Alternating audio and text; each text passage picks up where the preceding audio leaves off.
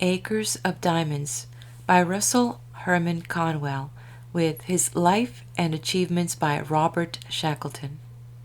This is part 4 of the full book of Acres of Diamonds. If you're interested in grabbing the first sections, please visit my book playlist. Hello, I am Daisy, your hostess. If you're new to my channel, welcome. And to you subscribers, thank you so much for hanging out with me and joining me on this journey. This section is titled Millions of Hearers. That Conwell is not primarily a minister, that he is a minister because he is a sincere Christian, but that he is first of all an Abu Ben Adham, a man who loves his fellow man, because more and more apparent as the scope of his life work is recognized. One almost comes to think that his pastorate of a great church is even a minor matter beside the combined importance of his educational work, his lecture work, his hospital work, his work in general as a helper to those who need help. For my own part, I should say that he is like some of the old-time prophets, the strong ones who found a great deal to attend to in addition to matters of religion. The power, the ruggedness, the physical and mental strength, the positive grandeur of the man. All these are like the general conceptions of the big Old Testament prophets. The suggestion is given only because it has often recurred, and therefore with the feeling that there is something more than fanciful in the comparison. And yet, after all, the comparison fails in one important particular, for none of the prophets seems to have had a sense of humor. It is perhaps better and more accurate to describe him as the last of the old school of American philosophers, the last of those sturdy-bodied, high-thinking, achieving men who, in the old days, did their best to set American humanity in the right path. Such men as Emerson, Alcott, Gough, Wendell Phillips, Garrison, Bayard Taylor, Beecher, men whom Conwell knew and admired in the long ago, and all of whom have long since passed away. And Conwell, in his going up and down the country, inspiring his thousands and thousands, is the survivor of that old-time group who used to travel about, dispensing wit and wisdom and philosophy and courage to the crowded benches of country lyceums and the chairs of schoolhouses and town halls, all the larger and more pretentious gathering places of the cities. Conwell himself is amused to remember that he wanted to talk in public from his boyhood, and that very early he began to yield to the inborn impulse. He laughs as he remembers the variety of country fairs and school commencements and anniversaries and even sewing circles where he tried his youthful powers, and all for experience alone, in the first few years, except possibly for such a thing as a ham or a jackknife. The first money that he ever received for speaking was, so he remembers with glee, 75 cents. And even that was not for his talk, but for the horse hire. But at the same time, there is more than amusement in recalling these experiences, for he knows that they were invaluable to him as training. And for over half a century he has affectionately remembered John B. Gough, who, in the height of his own power and success, saw resolution and possibilities in the ardent young hillman, and actually did him the kindness and the honor of introducing him to an audience in one of the Massachusetts towns. And it was really a great kindness and a great honor from a man who had won his fame to a young man just beginning an oratical career. Conwell's lecturing has been, considering everything, the most important work of his life, for by it he has come into close touch with so many millions, literally millions, of people. I asked him once if he had any idea how many he had talked to in the course of his career, and he tried to estimate how many thousands of times he had lectured and the average attendance for each, but desisted when he saw that it ran into millions of hearers. What a marvel is such a fact as that! Millions of hearers? I asked the same question of his private secretary, and found that no one had ever kept any sort of record. But as careful an estimate as could be made gave a conservative result of fully 8 million hearers for his lectures, and adding the number to whom he has preached, who have been over 5 million, there's a total of well over 13 million who have listened to Russell Conwell's voice. And this staggering total is, if anything, an underestimate. The figuring was done cautiously and was based upon such facts as that he now addresses an average of over 4,500 at his Sunday services, an average that would be higher were it not that his sermons in vacation time are usually delivered in little churches. When at home, at the temple, he addresses 3 meetings every Sunday, and that he lectures throughout the entire course of each year, including 6 nights a week of lecturing during vacation time. What a power is wielded by a man who has held over 13 million people under the spell of his voice. Probably no other man who ever lived had such a total of hearers. And the total is steadily mounting, for he is a man who has never known the meaning of rest. I think it almost certain that Dr. Conwell has never spoken to anyone of what, to me, is the finest point of his lecture work, and that is that he still goes gladly on for small fees to the small towns that are never visited by other men of great reputation.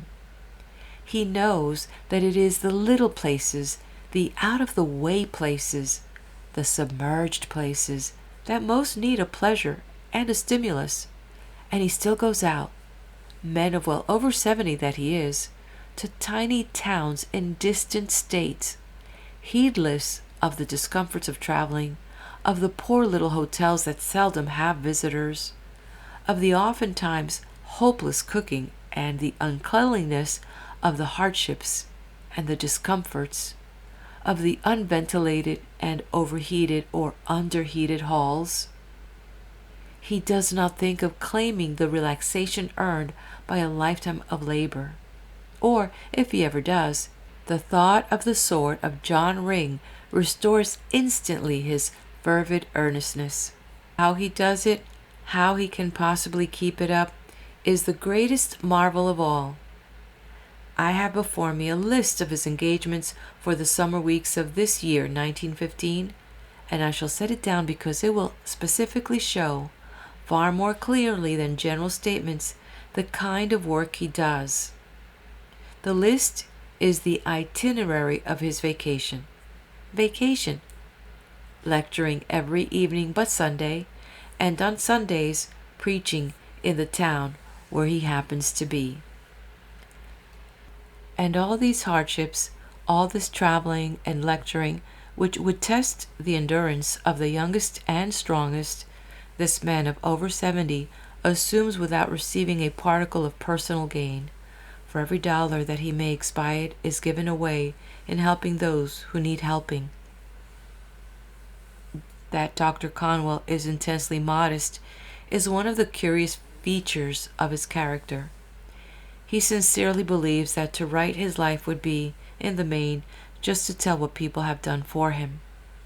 He knows and admits that he works unweariedly, but in profound sincerity he ascribes the success of his plans to those who have seconded and assisted him. It is in just this way that he looks upon every phase of his life. When he is reminded of the devotion of his old soldiers, he remembers it only with a sort of pleased wonder that they gave the devotion to him, and he quite forgets that they loved him because he was always ready to sacrifice ease or risk his own life for them. He deprecates praise. If anyone likes him, the liking need not be shown in words, but in helping along a good work. That his church has succeeded has been because of the devotion of the people. That the university has succeeded is because of the splendid work of the teachers and pupils. That the hospitals have done so much has been because of the noble services of physicians and nurses. To him, as he himself expresses it, realizing that success has come to his plans, it seems as if the realities are but dreams. He is astonished by his own success. He thinks mainly of his own shortcomings. God and man have ever been very patient with me. His depression is at times profound when he compares the actual results with what he would like them to be, for always his hopes have gone soaring far in advance of achievement. It is the hitch your chariot to a star idea. His modesty goes hand in hand with kindliness, and I have seen him let himself be introduced in his own church to his congregation when he is going to deliver a lecture there, just because a former pupil of the university was present who, Conwell knew, was ambitious to say something inside of the temple walls, and this seemed to be the only opportunity. I have noticed, when he travels, that the face of the newsboy brightens as he buys a paper from him, that the porter is all happiness, that conductor and brakeman are devoutedly anxious to be of aid. Everywhere the man wins love. He loves humanity, and humanity responds to the love. He has always won the affection of those who knew him, and Bayard Taylor was one of the many. He and Bayard Taylor loved each other for long acquaintance and fellow experiences as worldwide travelers, back in the years when comparatively few Americans visited the Nile and the Orient or even Europe. When Taylor died, there was a memorial service in Boston at which Conwell was asked to preside, and as he wished for something more than addresses, he went to Longfellow and asked him to write and read a poem for the occasion. Longfellow had not thought of writing anything, and he was too ill to be present at the services, but there always being something contagiously inspiring about Russell Conwell when he wishes something to be done. The poet promised to do what he could, and he wrote and sent the beautiful lines beginning, "Dead he lay among his books, the peace of God was in his looks." Many men of letters, including Ralph Waldo Emerson, were present at the services, and Dr. Conwell induced Oliver Wendell Holmes to read the lines, and they were listened to amid profound silence to their fine ending. Conwell, in spite of his widespread hold on millions of people, has never won fame, recognition, general renown compared with many men of minor achievements. This seems like an impossibility, yet it is not an impossibility but a fact.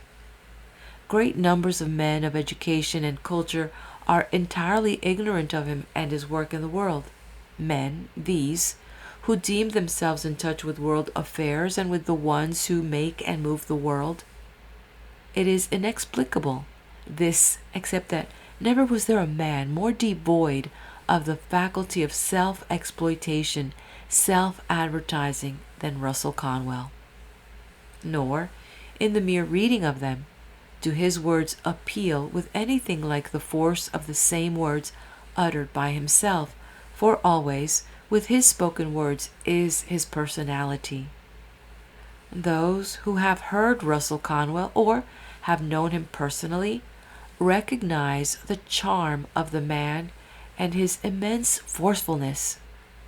But there are many, and among them those who control publicity through books and newspapers, who, though they ought to be the warmest in their enthusiasm, have never felt drawn to hear him, and, if they know of him at all, think of him as one who pleases in a simple way the commoner folk. forgetting in their pride that every really great man pleases the common ones, and that simplicity and directness are attributes of real greatness. But Russell Conwell has always won the admiration of the really great, as well as of the humbler millions. It is only a supposedly cultured class in between that is not thoroughly acquainted with what he has done.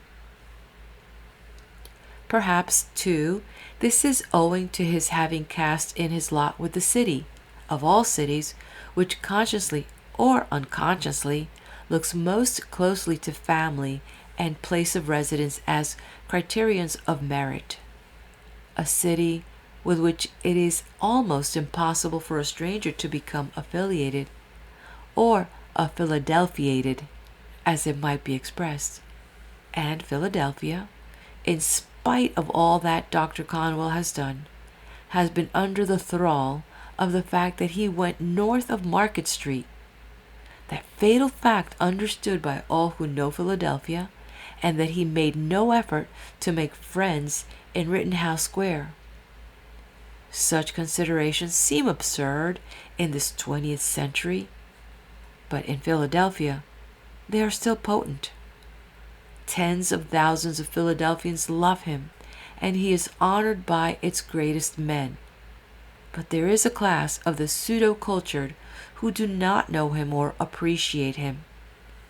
And it needs also be understood that, outside of his own beloved temple, he would prefer to go to a little church or a little hall and to speak to the forgotten people, in the hope of encouraging and inspiring them and filling them with hopeful glow, rather than to speak to the rich and comfortable.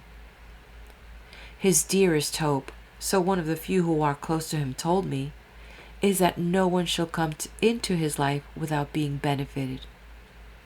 He does not say this publicly, nor does he for a moment believe that such a hope could be fully realized, but it is very dear to his heart, and no man spurred by such a hope, and thus bending all his thoughts toward the poor, the hard-working, the unsuccessful, is in a way to win honor from the scribes.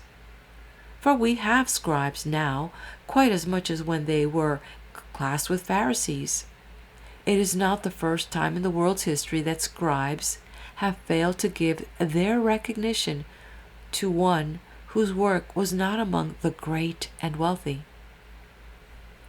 That Conwell himself has seldom taken any part whatever in politics except as a good citizen standing for good government, that, as he expresses it, he never held any political office except that he was once on a school committee, and also that he does not identify himself with the so-called movements that from time to time catch public attention, but aims only and constantly at the quiet betterment of mankind, may be mentioned as additional reasons why his name and fame have not been steadily blazoned. He knows and will admit that he works hard and has all his life worked hard. Things keep turning my way because I'm on the job, as he whimsically expressed it one day. But that is about all, so it seems to him. And he sincerely believes that his life has itself been without interest, that it has been an essentially commonplace life, with nothing of the interesting or the eventful to tell. He is frankly surprised that there has ever been the desire to write about him. He really has no idea of how fascinating are the things he has done. His entire life has been of positive interest, from the variety of things accomplished and the unexpectedness with which he has accomplished them. Never, for example, was there such an organizer. In fact, organization and leadership have always been as the breath of life to him. As a youth, he organized debating societies and, before the war, a local military company. While on a garrison duty in the Civil War, he organized what is believed to have been the first free school for colored children in the South. One day, Minneapolis happened to be spoken of, and Conwell happened to remember that he organized, when he was a lawyer in that city, what became the first YMCA branch there. Once he even started a newspaper, and it was natural that the organizing instinct, as years advanced, should lead him to greater and greater things, such as his church, with the numerous associations formed within itself through his influence, and the university, the organizing of the university being in itself an achievement of positive romance. A life without interest? Why, when I happened to ask, one day, how many presidents he had known since Lincoln, he replied, quite casually, that he had written the lives of most of them in their own homes. And by this he meant either personally or in collaboration with the American biographer Abbott. The many-sidedness of Conwell is one of the things that is always fascinating. After you have quite got the feeling that he's peculiarly a man of today, lecturing on today's possibilities to the people of today, you happen upon some such fact as that he attracted the attention of the London Times through a lecture on Italian history at Cambridge in England, or that on the evening of the day on which he was admitted to practice in the Supreme Court of the United States, he gave a lecture in Washington on the curriculum of the prophets in ancient Israel. The man's life is a succession of delightful surprises. An odd trait of his character is his love for fire. He could easily have been a veritable fire worshipper instead of an Orthodox Christian. He has always loved a blaze. He says reminiscently that for no single thing was he punished so much when he was a child as for building bonfires. And after securing possession, as he did in middle age, of the house where he was born and of a great acreage around it, he had one of the most enjoyable times of his life in tearing down old buildings that needed to be destroyed, and in heaping up fallen trees and rubbish, and in piling great heaps of wood and setting the great piles ablaze. You see, there's one of the secrets of his strength. He has never lost the capacity for fiery enthusiasm. Always, too, in these later years, he is showing his strength and enthusiasm in a positively noble way. He has for years been a keen sufferer from the rheumatism and neuritis, but he has never permitted this to interfere with his work or plans. He makes little of his sufferings, and when he slowly makes his way, bent and twisted, downstairs, he does not want to be noticed. "I'm all right," he will say if anyone offers to help, and at such a time comes his nearest approach to impatience. He wants his suffering ignored. Strength has always been to him so precious a belonging that he will not relinquish it while he lives. "I am all right." And he makes himself believe that he is all right, even though the pain becomes so severe as to demand massage. And he will still, even when suffering, talk calmly, or write his letters, or attend to whatever matters come before him. It is the Spartan boy hiding the pain of the knowing fox. And he never has let pain interfere with his presence on the pulpit or the platform. He has once in a while gone to a meeting on crutches, and then, by the force of will, and inspired by what he is to do, has stood before his audience or congregation, a man full of strength and fire and life. End of story. The next story we have here is titled, How a University Was Founded. The story of the foundation and rise of Temple University is an extraordinary story. It is not only extraordinary, but inspiring. It is not only inspiring, but full of romance. For the university came out of nothing. Nothing but the need of a young man, and the fact that he told the need to one who, throughout his life, has felt the impulse to help anyone in need and has always obeyed the impulse. I asked Dr. Conwell about his home in the Berkshires to tell me himself just how the university began. And he said that it began because it was needed and succeeded because of the loyal work of the teachers.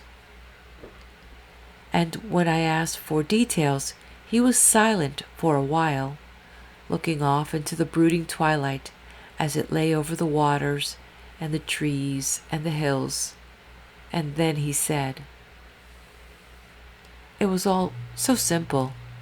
It all came about so naturally. One evening, after a service, a young man of the congregation came to me, and I saw that he was disturbed about something. I had him sit down by me, and I knew that in a few moments he would tell me what was troubling him. Dr. Conwell," he said abruptly, "I earn but little money, and I see no immediate chance of earning more. I have to support not only myself, but my mother. It leaves nothing at all. Yet my longing is to be a minister. It is the one ambition of my life. Is there anything that I can do?" "Any man," I said to him, "with the proper determination and ambition can study sufficiently at night to win his desire." "I have tried to think so," said he, "but I have not been able to see anything clearly. I want to study, and I am ready to give every spare minute to it, but I don't know how to get at it." I thought a few minutes as I looked at him.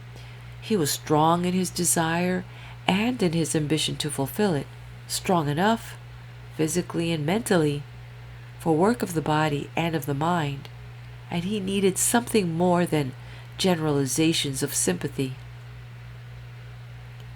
"Come to me one evening a week, and I will begin teaching you myself," I said, "and at least you will in that way make a beginning." And I named the evening. His face brightened, and he eagerly said that he would come, and left me. But in a little while he came hurrying back again. "May I bring a friend with me?" he said. I told him to bring as many as he wanted to, for more than one would be an advantage, and when the evening came there were 6 friends with him. And that first evening I began to teach them the foundations of Latin. He stopped as if the story was over. He was looking out thoughtfully into the waning light, and I knew that his mind was busy with those days of the beginning, of the institution he so loves, and whose continued success means so much to him. In a little while he went on. "That was the beginning of it, and there is little more to tell. But the 3rd evening the number of pupils had increased to 40. Others joined in helping me, and a room was hired, then a little house, then a second house.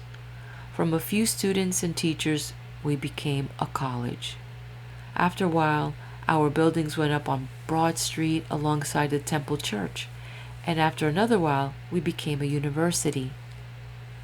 From the first, our aim," I noticed how quickly it had become our instead of mine, "our aim was to give education to those who were unable to get it through the usual channels, and so that was really all there was to it."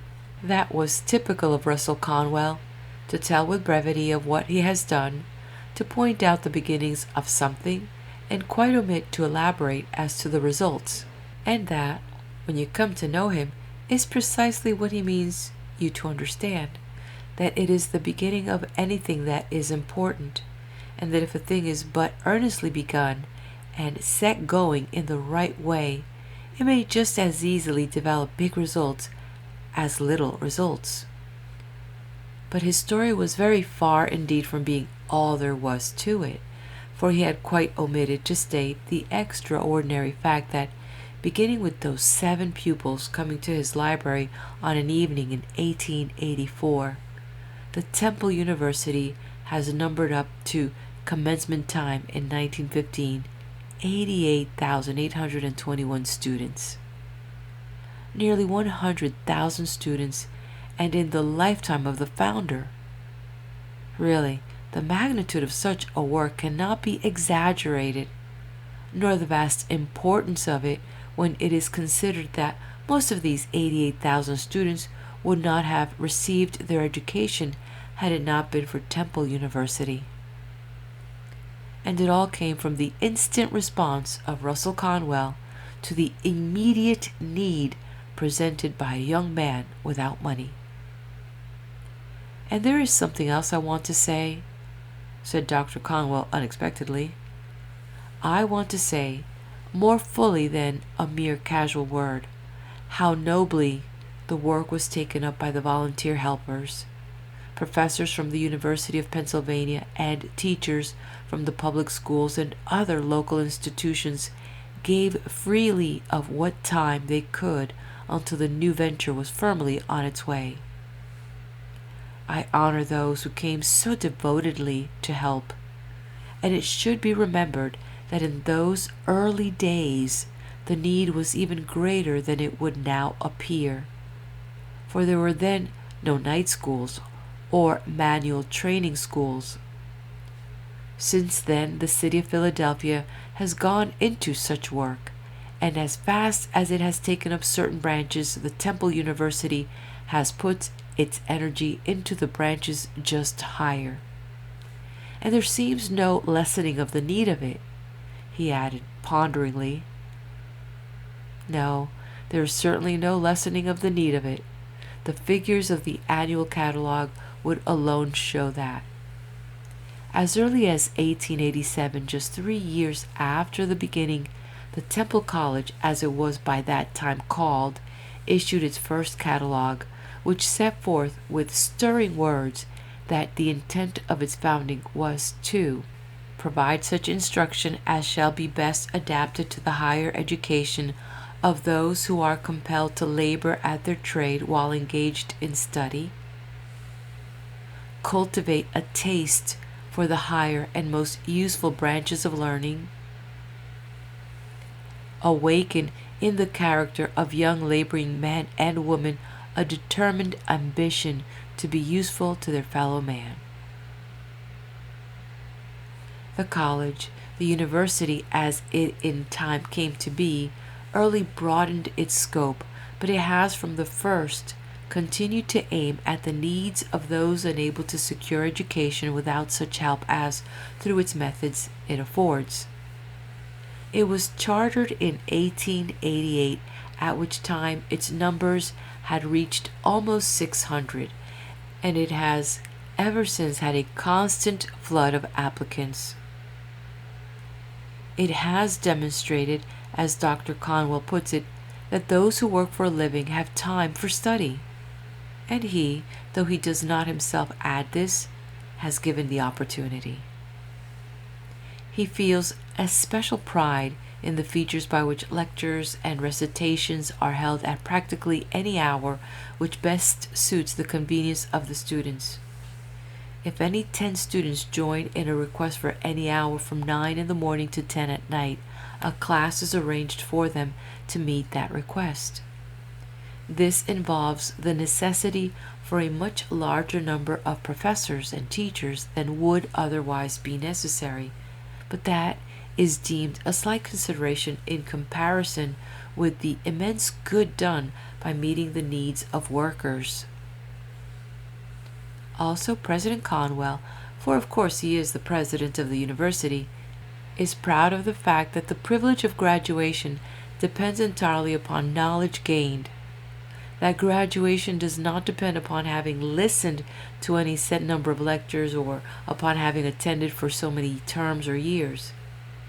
If a student can do 4 years' work in 2 years or in 3, he is encouraged to do it, and if he cannot even do it in 4, he can have no diploma. Obviously, there is no place at Temple University for students who care only for a few years of leisured ease. It is a place for workers, and not at all for those who merely wish to be able to boast that they attended a university. The students have come largely from among railroad clerks, bank clerks, bookkeepers, teachers, preachers, mechanics, salesmen, drug clerks, city and United States government employees, widows, nurses, housekeepers, brakemen, firemen, engineer, motormen, conductors, and shop hands. It was when the college became strong enough and sufficiently advanced in scope to win the name of university that this title was officially granted to it by the state of Pennsylvania in 1907, and now its educational plan includes 3 distinct school systems. First, it offers a high school education to the student who has to quit school after leaving the grammar school. Second, it offers a full college education with the branches taught in long-established high-grade colleges to the student who has to quit on leaving the high school. Third, it offers further scientific or professional education to the college graduate who must go to work immediately on quitting college, but who wishes to take up some such course as law or medicine or engineering.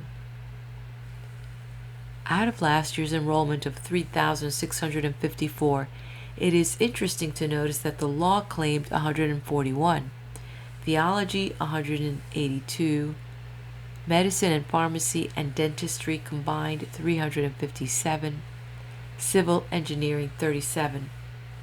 Also that the Teachers' College with normal courses on such subjects are household arts and science, kindergarten work, and physical education took 174. And still more interesting in a way to see that 269 students were enrolled for the technical and vocational courses such as cooking and dressmaking, millinery, manual crafts, school gardening, and storytelling. There were 511 in high school work and 243 in elementary education. There were 79 studying music and 68 studying to be trained nurses.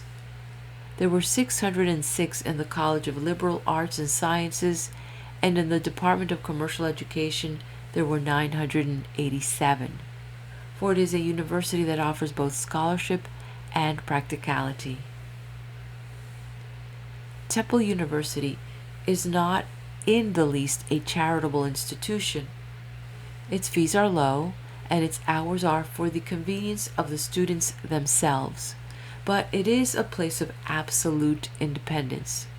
It is indeed a place of far greater independence, so one of the professors pointed out, than are the great universities which receive millions and millions of money in private gifts and endowments. Temple University in its early years was sorely in need of money, and often there were thrills of expectancy when some man of mighty wealth seemed on the point of giving, but not a single one ever did. And now the Temple likes to feel that it is glad of it. The Temple, to quote its own words, is an institution for strong men and women who can labor with both mind and body. And the management is proud to be able to say that, although great numbers have come from distant places, not one of the many thousands ever failed to find an opportunity to support himself. Even in the early days, when money was needed for the necessary buildings, the buildings of which Conwell dreamed when he left second-story doors in his church, the university, college, it was then called, had won devotion from those who knew that it was a place where neither time nor money was wasted, and where idleness was a crime, and in the donations for the work were many such items as $400 from factory workers who gave 50 cents each, and $2,000 from policemen who gave $1 each. Within 2 or 3 years past, the state of Pennsylvania has begun giving it a large sum annually, and this state aid in public recognition of Temple University as an institution of high public value. The state money is invested in the brains and hearts of the ambitious. So eager is Dr. Conwell to place the opportunity of education before everyone that even his servants must go to school. He is not one of those who can see needs that are far away, but not those that are right at home. His belief in education and in the highest attainable education is profound, and it is not only on account of the abstract pleasure and value of education, but its power of increasing actual earning power and thus making a worker of more value to both himself and the community. Many a man and many a woman, while continuing to work for some firm or factory, has taken Temple technical courses and thus fitted himself or herself for an advanced position with the same employer.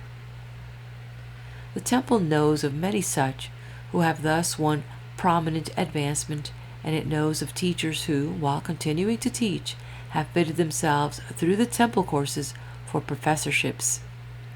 And it knows of many a case of the rise of a Temple student that reads like an Arabian Nights fancy, of advance from bookkeeper to editor, from office boy to bank president, from kitchen maid to school principal, from street cleaner to mayor.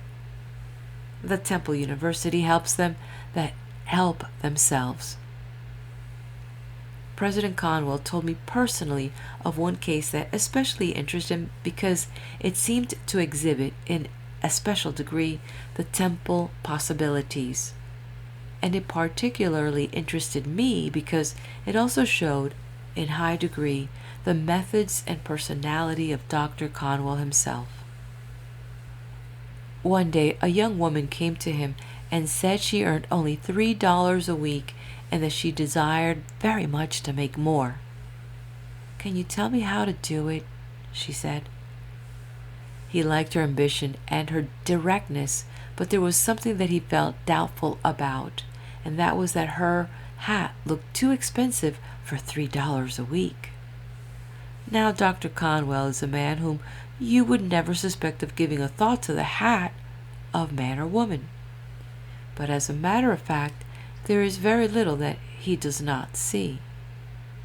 But though the hat seemed too expensive for $3 a week, Dr. Conwell is not a man who makes snap judgments harshly, and in particular, he would be the last man to turn away hastily one who had sought him out for help. He never felt, nor could possibly urge upon anyone, contentment with a humble lot. He stands for advancement. He has no sympathy with that dictum of the smug that has come to us from a nation tight bound for centuries by its gentry and aristocracy, about being contented with the position in which God has placed you, for he points out that the Bible itself holds up advancement and success as things desirable. And as to the young woman before him, it developed, through discreet inquiry veiled by frank discussion of her case, that she had made the expensive-looking hat herself. Whereupon not only did all doubtfulness and hesitation vanish, but he saw at once how she could better herself. He knew that a woman who could make a hat like that for herself could make hats for other people, and so go into millinery as a business, he advised. "Oh, if I only could," she exclaimed, "but I know that I don't know enough." "Take the millinery course in Temple University," he responded. She had not even heard of such a course, and when she went on to explain how she could take it and at the same time continue at her present work until the course was concluded, she was positively ecstatic.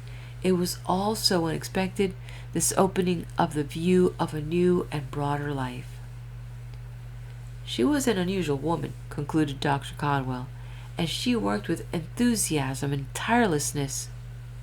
She graduated, went to an upstate city that seemed to offer a good field, opened a millinery establishment there with her own name above the door, and became prosperous. That was only a few years ago, and recently I had a letter from her telling me that last year she netted a clear profit of $3,600. I remember a man, himself of distinguished position, saying of Dr. Conwell, "It is difficult to speak in tempered language of what he has achieved, and that just expresses it. The temptation is constantly to use superlatives for superlatives fit. Of course, he has succeeded for himself, and succeeded marvelously, in his rise from the Rocky Hill farm, but he has done so vastly more than that in inspiring such hosts of others to succeed. A dreamer of dreams and a seer of visions, and what realization have come, and it interested me profoundly not long ago when Dr. Conwell, talking of the university, unexpectedly remarked that he would like to see such institutions scattered throughout every state of the Union, all carried on at a slight expense to the students and at hours to suit all sorts of working men and women. He added after a pause, and then abruptly, "I should like to see the possibility of higher education offered to everyone in the United States who works for a living." There was something superb in the very imagining of such a nationwide system, but I did not ask whether or not he had planned any details for such an effort. I knew that thus far it might only be one of his dreams, but I also knew that his dreams had a way of becoming realities. I had a fleeting glimpse of his soaring vision. It was amazing to find a man of more than 70 thus dreaming of more worlds to conquer.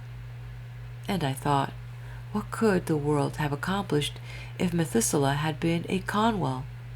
Or, far better, what wonders could be accomplished if Conwell could but be a Methuselah? He has all his life been a great traveler. He is a man who sees vividly and who can describe vividly. Yet often his letters, even from places of the most profound interest, are mostly concerned with affairs back home. It is not that he does not feel, and feel intensely, the interest of what he is visiting, but that his tremendous earnestness keeps him always concerned about his work at home. There could be no stronger example than when I noticed in a letter he wrote from Jerusalem, "I am in Jerusalem, and here at Gethsemane and at the tomb of Christ." Reading thus far, one expects that any man, and especially a minister, is sure to say something regarding the associations of the place and the effect of these associations on his mind. But Conwell is always the man who is different. And here at Gethsemane and at the tomb of Christ, I pray especially for the Temple University. That is Conwellism. That he founded a hospital, a work in itself great enough for even a great life, is but one among the striking incidents of his career. And it came about through perfect naturalness, for he came to know, through his pastoral work and through his growing acquaintances with the needs of the city, that there was a vast amount of suffering and wretchedness and anguish because of the inability of the existing hospitals to care for all who needed care. There was so much sickness and suffering to be alleviated, there were so many deaths that could be prevented, and so he decided to start another hospital. And, like everything with him, the beginning was small. That cannot too strongly be set down as the way of this phenomenally successful organizer. Most men would have to wait until a big beginning could be made, and so would most likely never make a beginning at all. But Conwell's way is to dream of future bigness, but be ready to begin at once, no matter how small or insignificant the beginning may appear to others. 2 rented rooms, 1 nurse, 1 patient. This was the humble beginning in 1891 of what has developed into the great Samaritan Hospital. In a year, there was an entire house fitted up with wards and operating room. Now it occupies several buildings, including and adjoining that first one, and a great new structure is planned. But even as it is, it has 170 beds, is fitted with all modern hospital appliances, and has a large staff of physicians, and the number of surgical operations performed there is very large. It is open to sufferers of any race or creed, and the poor are never refused admission, the rule being that treatment is free for those who cannot pay, but that such as can afford it shall pay according to their means. And the hospital has a kindly feature that endears it to patients and their relatives alike, and that is that, by Dr. Conwell's personal order, there are not only the unusual weekday hours for visiting, but also one evening a week and every Sunday afternoon. For otherwise, as he says, many would be unable to come because they could not get away from their work. A little over 8 years ago, another hospital was taken in charge, the Garretson, not founded by Conwell, this one, but acquired and promptly expanded in its usefulness. Both the Samaritan and the Garretson are part of Temple University. The Samaritan Hospital has treated, since its foundation up to the middle of 1915, 29,301 patients. The Garretson, in its shorter life, 5,923. Including dispensary cases as well as house patients, the two hospitals together, under the leadership of President Conwell, have handled over 400,000 cases. How Conwell can possibly meet the multifarious demands upon his time is in itself a miracle. He is the head of the great church. He is the head of the university. He is the head of the hospitals. He is the head of everything with which he is associated. And he is not only nominally, but very actively the head. End of story. Meet me at the next video as we learn about the story of Acres of Diamonds, and we're also going to get an autobiography. Please do hit that like button if you like what you hear, what you see on this channel. Hit that subscribe and share it with your friends.